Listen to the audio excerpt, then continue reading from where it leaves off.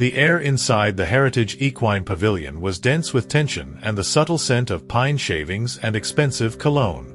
Golden stage lights beamed down like miniature suns, illuminating the circular arena of soft earth. The atmosphere was quiet, reverent.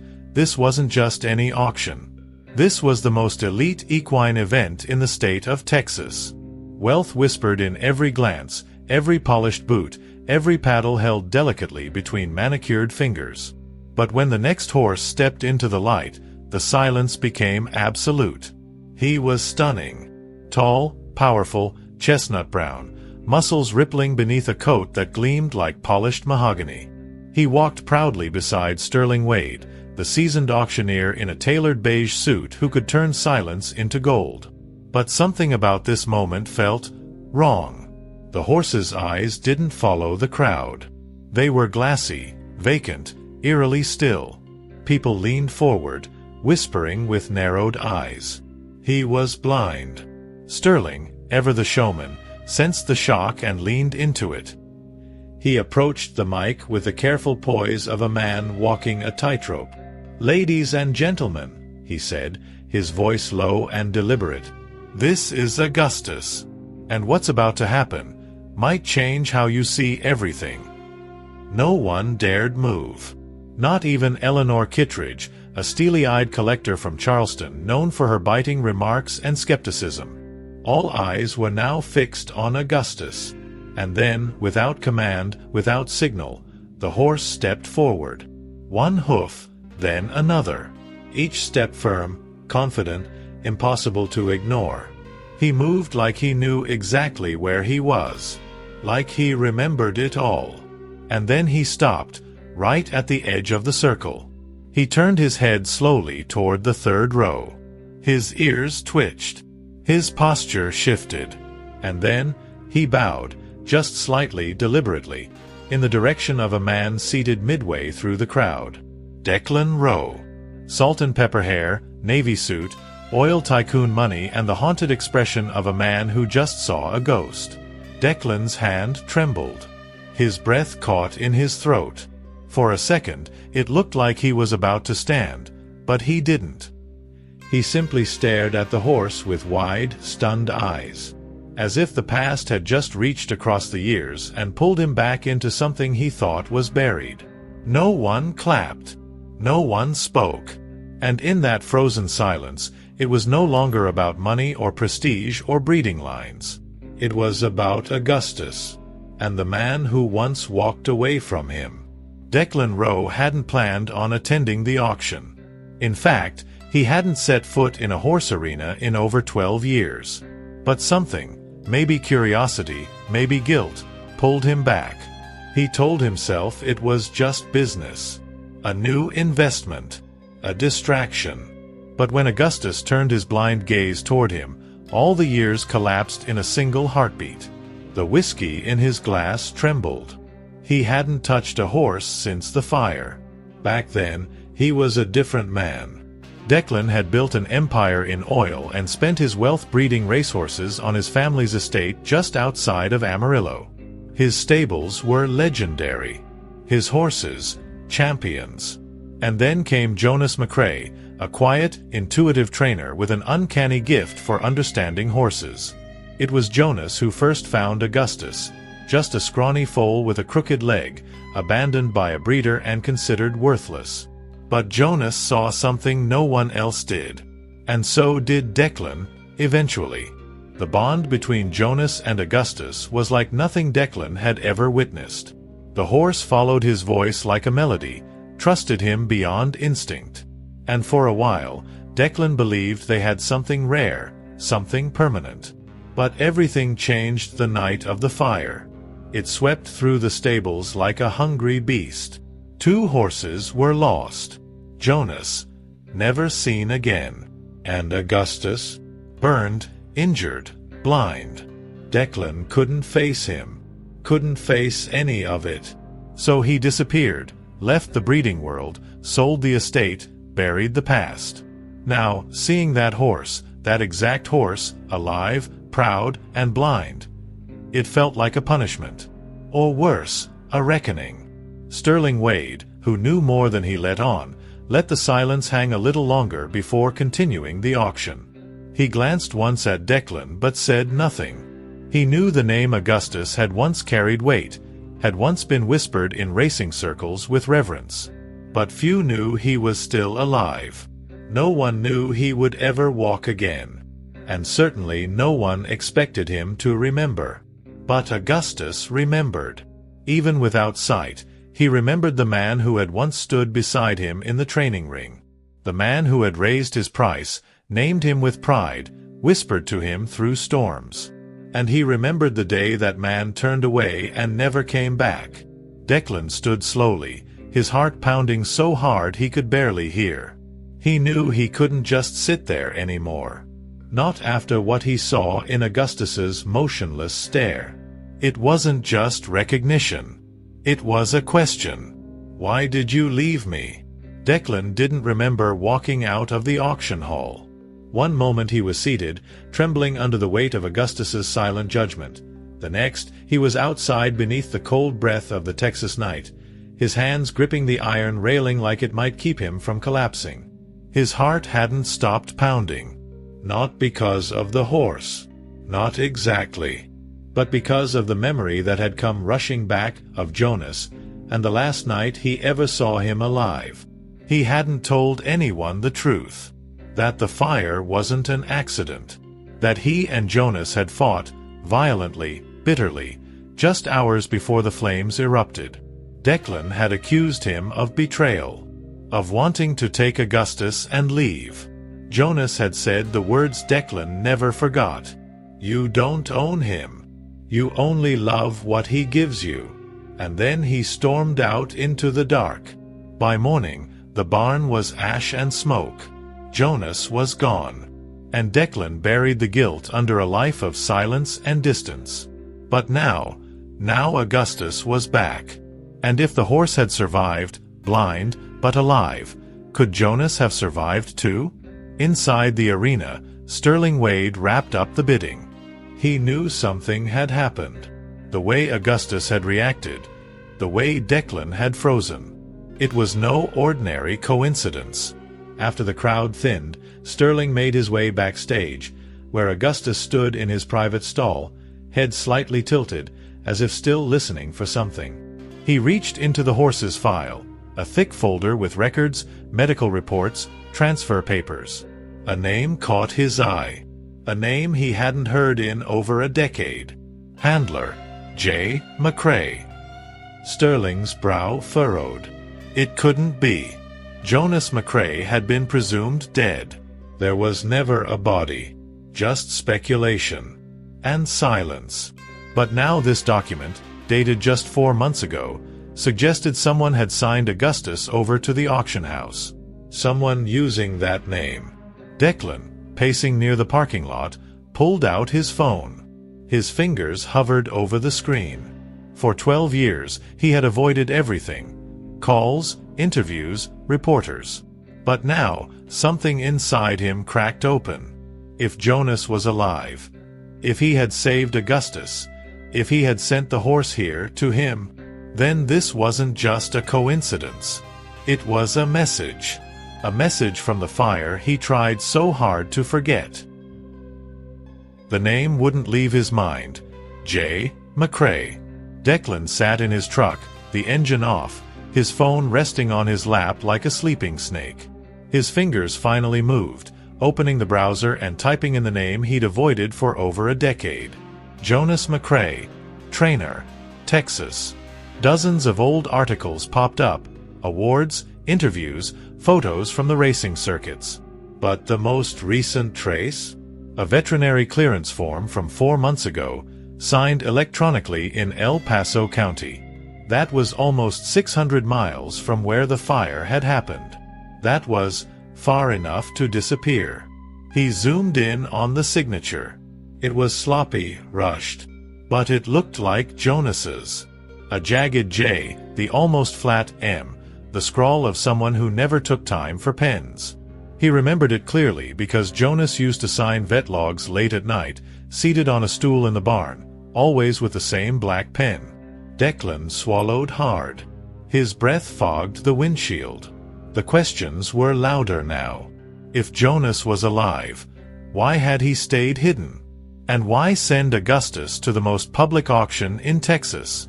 He dialed Sterling's number. "Where did you get the horse?" Declan asked without preamble. Sterling was quiet for a beat. "Private seller. No in-person contact. Delivered through a third-party handler from West Texas. Documents were clean, vet-checked. But I noticed the name too." "McCrae," Declan muttered. "Exactly. Did you recognize him in Augustus?" "Didn't need to," Sterling said. "The horse recognized you." That sentence echoed in Declan's chest like thunder across an open field. There was no escaping the weight of it. Augustus hadn't reacted by chance. He remembered. And maybe, just maybe, Jonas had known he would. Maybe that was the point. The next morning, Declan drove to the county courthouse and requested the auction's seller records under his corporate license. There was red tape, signatures, digital trails. He waited for hours, thumbing through old texts and grainy photos of the barn, of Augustus as a foal, of Jonas's face just before everything burned. A clerk finally brought him a manila envelope. Declan opened it slowly. Inside, transfer documents, vet reports, and a single handwritten note on lined paper, folded once, with only 2 words written in block letters. "You know." His breath caught. His hands trembled. That handwriting wasn't just familiar. It was Jonas's. And this time, he wasn't just speaking through paper. He was pulling Declan back into the fire he never fully escaped. The gates of the old Rowe estate groaned as they opened, rusted from years of neglect. The property had been sold a decade ago, after Declan walked away from horses, the past, and himself. The new owners had turned the mansion into a vineyard, but the back acres, where the stables once stood, had remained untouched, a shadowed skeleton of what had been. As Declan stepped onto the cracked concrete path, the wind carried the faint scent of scorched wood and soil. Time had passed, but the fire was still here. He moved carefully through the field, boots crunching over dry leaves and fragments of burned timber. The barn had collapsed inward, blackened beams lying like broken bones. It had been declared accidental, faulty wiring. But Declan knew better. He'd seen the fuel canister in the corner. And he had chosen, all those years ago, to say nothing. To let the silence bury the truth. To let Jonas disappear. But now, with that note in hand, everything felt like a fuse that had never stopped burning. He stepped into what remained of the main aisle, the corridor between stalls where he used to walk every morning. Dust floated like ash in the air. And then he saw it. On the charred wall where Jonas's tack locker had once been, someone had recently nailed a metal horseshoe. It was polished, clean, out of place in a sea of ruin. Beneath it, carved into the blackened wood, were 3 letters, scratched crudely but deliberately. J.R.M. Jonas Ray McCrae. Declan crouched in front of the carving, his chest tightening. This wasn't left by chance. Jonas had been here, recently. And he wanted Declan to know it. Every instinct screamed that he wasn't chasing a ghost. He was being led. But to what end? A confrontation? A reconciliation? Or something far darker? His mind reeled back to the night of the fire. The argument. Jonas shouting, refusing to let Declan sell Augustus to a foreign buyer. Jonas believed the horse was more than money. That he was loyalty made flesh. And Declan, blinded by ego and pride, had demanded obedience. That fight, that moment, had been the true ignition point. The fire only made it physical. Now, standing in the ruins, Declan realized something else. Jonas hadn't vanished. He had gone underground. And he had waited for the right time to send Augustus back, not just as a symbol, but as a test. The drive to El Paso felt longer than it should. Declan's thoughts drifted between images of fire and the sharp lines of Jonas's face. The last time they stood across from one another, shouting in the darkness, with Augustus trapped in the middle. Now, that same horse had brought him back to the trail of the man he once trusted more than a brother. The desert opened up around him, vast and unforgiving, like the silence Jonas had left behind. There was no more avoiding it. Jonas was alive, and he had a message to deliver. Declan arrived at a modest veterinary rehabilitation center on the outskirts of the city, dusty and quiet, surrounded by fencing and wind-blown brush. It wasn't listed under Jonas's name, but a private tip, and the seller record from the auction, had led him here. He stepped out of the truck, boots crunching against gravel, his eyes scanning the property. Horses grazed lazily in the distance. There was a strange peace in the air. Too quiet. He walked into the small front office. A young woman behind the desk barely looked up. "Looking for someone?" she asked. "Jonas McCrae," Declan said, his voice firm but restrained. The woman hesitated. Her fingers paused above the keyboard. "We don't have anyone by that name working here," she said automatically. But her eyes gave her away. Declan leaned in slightly. "Tell him Declan Rowe is here. He'll know why." A long silence followed. Then, without a word, the woman stood and disappeared into a back hallway. Declan waited, his heart pounding in his chest like a war drum. He could hear the hum of a refrigerator, the ticking of a wall clock, and then a shadow moved behind a frosted glass door down the hall. Slowly, purposefully, like a ghost deciding whether or not to return to life. The door opened, just a crack, and a figure appeared. Older now, thinner, a streak of white running through dark hair. But the eyes, those were the same. Sharp, quiet, watching. It was Jonas. Alive, real, and not at all surprised to see him. Jonas didn't speak. Not at first. He just looked at Declan for a long moment, then nodded once and turned away, walking deeper into the hallway. An invitation. Not for forgiveness, but for truth. The small back room smelled of liniment and cedarwood. A single window filtered the harsh desert sun into muted amber light. Jonas stood near a cabinet, arms crossed, eyes fixed on a framed photo of a horse, Augustus, before the fire. Declan stepped inside slowly, the weight of 12 years pressing down on his shoulders like a yoke. The door clicked shut behind him, sealing them into a silence they had both been avoiding for too long. Jonas finally turned, his gaze sharp but unreadable. He looked older, yes, but not broken. He was lean, sun-worn, and quietly composed. The kind of man who had rebuilt himself with solitude. "You took your time," Jonas said flatly. No anger, no sarcasm, just truth. Declan swallowed hard. "I didn't know you were alive." Jonas's eyes narrowed. "You never looked." That sentence hit like a slap. Declan's jaw clenched. He wanted to defend himself, but he couldn't. Not after everything. "I thought you died in that fire," he finally said. Jonas turned away. "I almost did. You left before the smoke cleared."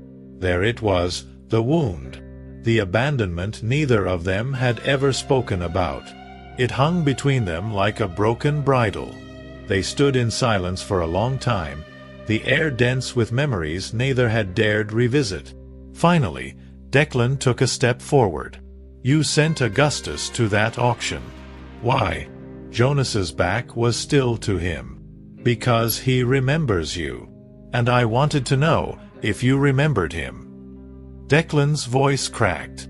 "I never forgot. Not him. Not you. Not any of it." Jonas turned slowly, his face softer now, but tired. "You forgot what mattered." Then came the truth Declan wasn't prepared for.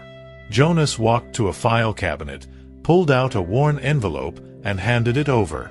Inside were photos, of Augustus, blind but alive, being led through rehab, learning to walk again, to trust again. But there was something else, a vet report dated 2 years after the fire. Augustus had been brought in under Jonas's name. Declan's hands trembled as he read the details. "You saved him," he whispered. Jonas nodded. "We saved each other." In that moment, the anger dissolved. The bitterness faded. But the truth left behind wasn't clean. It was raw, tangled, unfinished. Because the past didn't just burn, it left smoke that never fully cleared. Declan sat on a weathered bench beneath the rust-colored awning outside the rehab center. The sun was dipping below the western ridge, casting long shadows across the dirt path. The photos Jonas had given him rested in his hands, edges curled slightly, as if time had tried to fold them away. He stared at the image of Augustus, eyes clouded, head raised with pride even in blindness. In that photo, the horse looked strong, alive, free. Declan felt a sharp ache in his chest. Freedom was something he'd always associated with power, with wealth. But now he saw it differently. Freedom was what Jonas had given Augustus, what he had taken away when he turned his back. He remembered how he used to walk that barn in the early mornings, coffee in hand, barking instructions, dictating decisions. It had all felt like control. But Jonas had never needed to command respect. He earned it, not just from horses, but from everyone around him, especially from Augustus. That's what had made Declan so angry back then. He wasn't jealous of Jonas's skills, he was jealous of the connection. A connection Declan had mistaken for weakness because it couldn't be owned. And in trying to prove his authority, he had destroyed the one thing that couldn't be rebuilt through money or power: trust.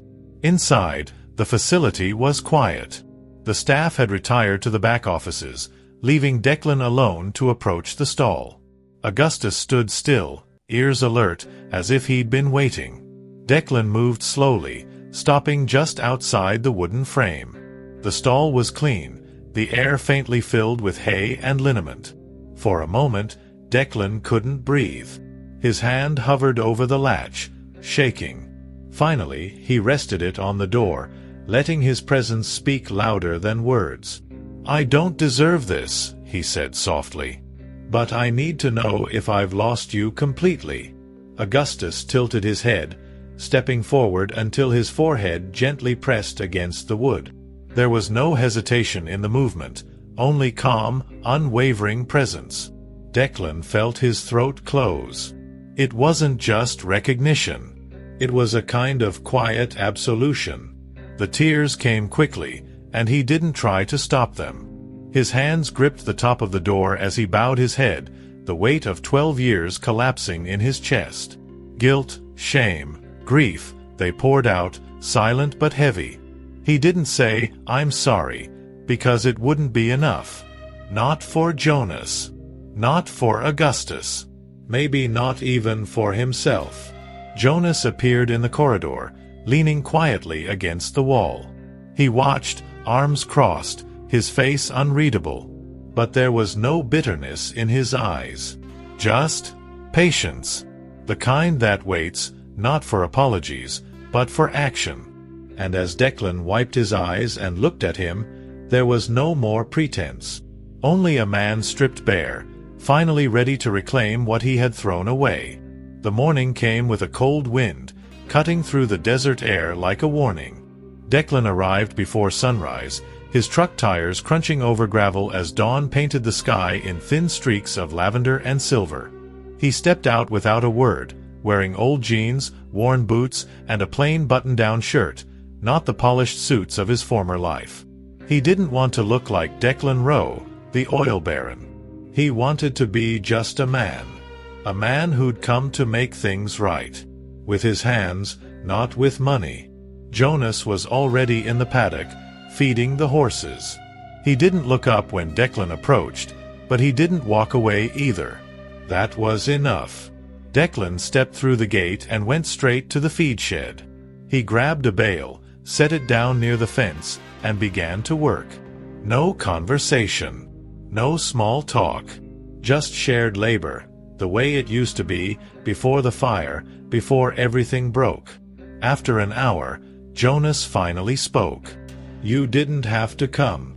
Declan kept his eyes on the task. "I know. That's why I'm here." It wasn't eloquent, but it was honest, and that was a start. By midday, they stood side by side at Augustus's stall. The horse lifted his head, sensing their presence. Jonas opened the door, leading Augustus out into the sun. His gait was slow, deliberate, but steady. Declan watched every movement, noting how the horse tilted his ears, adjusting to the space like a blind man reading a room through air alone. There was grace in it, and incredible strength. Jonas handed Declan the lead rope without a word.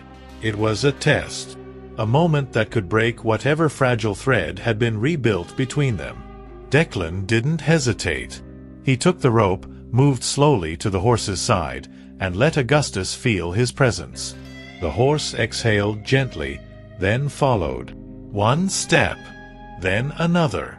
Together, they began walking the edge of the field. The wind picked up slightly, brushing past them like a memory. Jonas stood still, arms crossed, watching from a distance, not as a guardian, but as someone witnessing a truth long delayed. They didn't speak for the rest of the walk. They didn't need to. In every step, in every breath, there was understanding, and something even deeper, rebuilding. Not everything could be fixed. Not every scar would fade. But some bridges could still hold weight, if walked with care. And as Declan handed the rope back to Jonas, their eyes met, not as enemies, not even as old friends, but as two men who had finally stopped running. From guilt, from loss, from the fire. Weeks passed. Declan never left El Paso. He didn't return to his boardrooms, didn't answer press inquiries, didn't care about the markets he once controlled. Each morning, he arrived at the rehabilitation center before sunrise and left after the last stall was swept. It wasn't a performance. There was no one left to impress. It was repentance in motion. He shoveled, fed, trained, and listened. Most of all, he listened, to Jonas, to the horses, to the silence that used to terrify him. One evening, as the sky melted into twilight, Jonas approached him near Augustus's paddock. For a moment, they just stood there, watching the horse graze calmly in the last light of day. Then Jonas broke the quiet. "He's ready." Declan didn't ask what that meant. He knew. They both did. It was time to give Augustus one more chance to run. Not on a track. Not for competition. Just to feel the wind again. Jonas looked at him. "You're the one who should ride him." Declan froze. "You sure?" Jonas nodded. "You both need it." The next morning, Declan stood in the center of the open field, saddle in hand. The staff gathered in quiet curiosity. No cameras. No press. Just people and a horse. Augustus stood tall, muscles still strong despite the years, his eyes clouded but focused inward. Declan approached slowly, letting the horse feel his breath, his presence, his intent. He mounted carefully, and for a few seconds, neither moved. Then, with a gentle nudge and whispered encouragement, Augustus began to walk. Then trot. Then canter. He wasn't fast. He wasn't perfect. But he was powerful. Free. The wind caught his mane, and his steps fell into rhythm with Declan's breath. Around the field they moved, two souls long separated now riding as one. No reins pulling. No commands shouted. Just movement. Trust. Redemption. And for the first time in years, Declan felt whole. As the ride slowed and Declan dismounted, a small crowd clapped quietly. But the loudest sound was within him, a silence now filled with peace. Jonas approached, his expression unreadable at first, until a faint smile curved across his face. "You found your way back," he said. Declan nodded. "Thanks to you, and him." They didn't speak much after that. They didn't need to. Some stories end not with grand speeches, but with quiet understanding. And as Augustus stood between them, no longer a ghost of the past, but the bridge between two broken men, there was nothing left to say. Declan had come looking for a horse. Instead, he found himself. If this story moved you, leave a like and subscribe for more emotional true stories. What did you feel watching Augustus and Declan reconnect? Tell us in the comments. We read every one of them.